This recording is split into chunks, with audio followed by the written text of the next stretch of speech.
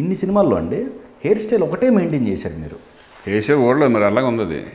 నేనేం చేస్తాను, రకరకాల గెటప్లు ఇప్పుడు అంటే ఫ్యామిలీ సబ్జెక్ట్స్కి అప్పట్లో గెటప్లు మార్చాలని ఎవడో కూడా మాకు అసలు తెలిసేది కదా. ఓకే, కంటిన్యూ కొట్టుకుంటా పోతా ఉండేవాళ్ళు. ఏ సినిమా ఇప్పుడు నేను చూస్తే ఏది ఏ సినిమాలో నాకు తెలియదు. ఇప్పుడు ఓకే ఓకే అన్నీ ఒకే రకంగా ఉండేవి.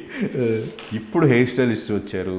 ఇప్పుడు బాగా టెక్నాలజీ కూడా దాంట్లో కూడా బాగా టెక్నాలజీ పెరిగింది. ఇప్పుడు నేను మారుస్తున్నా కొన్ని ఫిలిమ్స్. ఇప్పుడు అఖండ ఉంది, అఖండలో అంటే గెటప్స్ మీద వెళ్తున్నాం. అది విగ్ పెట్టనేయండి, లేకపోతే నా హెయిర్ స్టైల్తోనే చేయండి అని. ఇప్పుడు నేను శంకర్ గారి ఫిల్మ్ చేస్తున్నాను, రామ్ చరణ్ దిల్ రాజు గారి. అవును, దాంట్లో ఒక యంగ్ గెటప్ ఉంటుంది అనమాట. అంతా సపరేట్ స్టైల్. నా హెయిర్నే చేశారు వాళ్ళు. ఓకే, మళ్ళీ విగ్ ఏమి పెట్టాల. అదేలే. ఇప్పుడు అందుకని హెవీగా పెంచుతున్నాం. ఆ పెంచడం కారణం కూడా అదే. Okay okay. అంటే ఇప్పుడు హెయిర్ స్టైల్స్ అన్నీ మారుతూ ఉంటాయి. ఇప్పుడు చెప్పొచ్చు ఏ సినిమాలో ఇది ఇమీడియట్గా. ఈ చేంజ్ ఎవరు అంటే ఫస్ట్ మీరు ఎప్పుడైతే కెరీర్ బిగినింగ్లో ఒక విలన్గా ఎంటర్ అయ్యారో, ఇప్పుడు మళ్ళీ అఖండతోటి మళ్ళీ మీ ప్రీవియస్ ఏదైతే ఉందో దానికి ఇది ప్లాన్ అనుకున్నారా? ఇది దీనికి అంటే సరైనోడు మీది ఆ టైం పడినప్పుడు మీ ఇద్దరు అంటే ఎప్పటికన్నా ఇప్పుడు హీరోగా చేస్తూ ఉన్నాం, హీరోగా వెళ్తూ ఉన్నాయి. ఇప్పుడు నాకు 2 సినిమాలు ఉన్నాయి ఇప్పుడు నెక్స్ట్. కానీ నేనేమనుకుంటున్నానంటే అది ఎంతకాలం. ఓకే, అంటే ఇప్పుడున్న జనరేషన్ అది మనం తెలుసుకోవాలి. మన అర్థంలో చూసిన తర్వాత మనకు తెలిస్తే మనం లైఫ్ ఎంజాయ్ చేయొచ్చు. అందుకే ఏంటంటే నేనేమనుకున్నానంటే వద్దు ఇట్లా వెళ్ళిపోతాం సరదాగా, హ్యాపీ లైఫ్, టెన్షనే ఉండదు. హీరో చేసి మళ్ళీ ఆడికి డబ్బులు ఖర్చు పెట్టి వాడికి డబ్బులు ఇచ్చి ఈ టెన్షన్ మనకి ఎందుకు.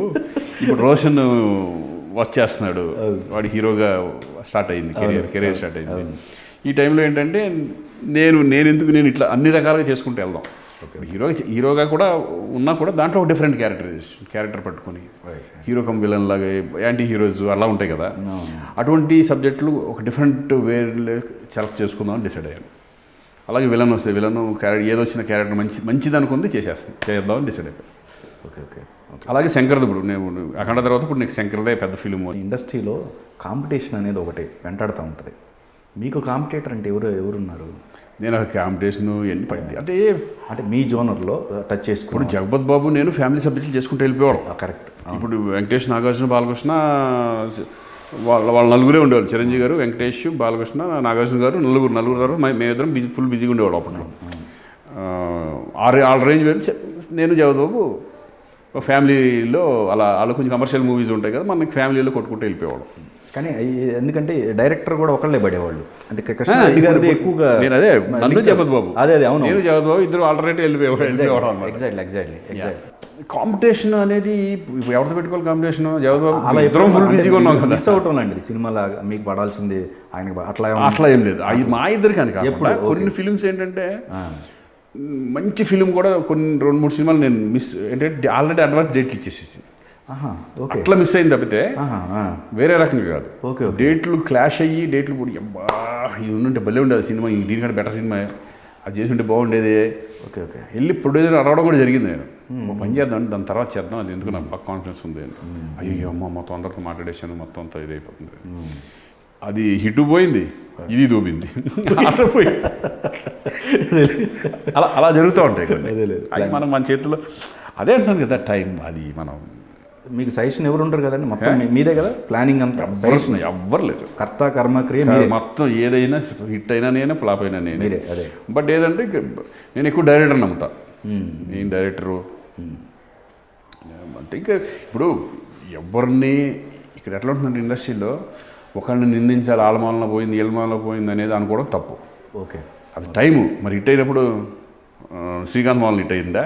రైట్. పోయినప్పుడు శ్రీకాంత్ మోహన్ పోయిందా? లేకపోతే డైరెక్టర్ కుదరాలి అంతే. అయితే ఇండస్ట్రీలో మ్యాక్సిమం మీరు అందరు హీరోలతో కాంబినేషన్ చేసినట్టున్నారు మ్యాక్సిమం కదా. ఎవరు మ్యాక్సిమం చేశారు? పెద్దవాళ్ళు అందరితో చేశారు. ఇప్పుడున్న ఎన్టీఆర్తో కానీ మన మహేష్ బాబు గారు, ప్రభాస్ వీళ్ళతో చేయలే. అదే దాంట్లో బన్నీ అండ్ రామ్ చరణ్ ఇద్దరితో చేశాం. చేద్దాం, ఇంకా ఉందా? ఇంకా అదే ఇప్పుడు ఇంకొక యాంగిల్ స్టార్ట్ అయింది కదా. అందరితో చేద్దాం. అవును, అందరూ నా పరిచయం బాగా. అంటే మీరు ఎక్కువగా ఎక్స్పెక్టేషన్స్ పెట్టుకుని చాలా హార్డ్ వర్క్ చేసిన తర్వాత అనుకున్న రిజల్ట్ రాని ఈ సినిమా అంటే ఏం చెప్తారు? అంటే తారక రాముడు అని ఫిలిం ఉంది, మంచి ఫిలిం అది. తారక రాముడు. తారక రాముడు మంచి సాంగ్స్ గింగ్స్ బాగుండి నేను పెద్ద ఎక్స్పెక్టేషన్లో ఉన్నాను. రైట్. ఎందుకంటే ఆర్వి ఉదయ్ కుమార్ పెద్ద డైరెక్టరు, రైట్. చాలా బాగుంటుందిలే అనుకుని అది డిసప్పాయింట్ అయింది. ఓకే. బట్ అది తర్వాత యూట్యూబ్లో వస్తాం బాగా వ్యూవర్షిప్ అవి వేరు. బట్ అటువంటి ఫిలిమ్స్ కొన్ని ఉంటాయి మరి, అంటే అన్నీ ఏదేదని చెప్పాలో తెలియదు, చాలా ఉన్నాయి కొన్ని. కొంచెం అమాయకంగా ఉంటుంది మీ క్యారెక్టర్.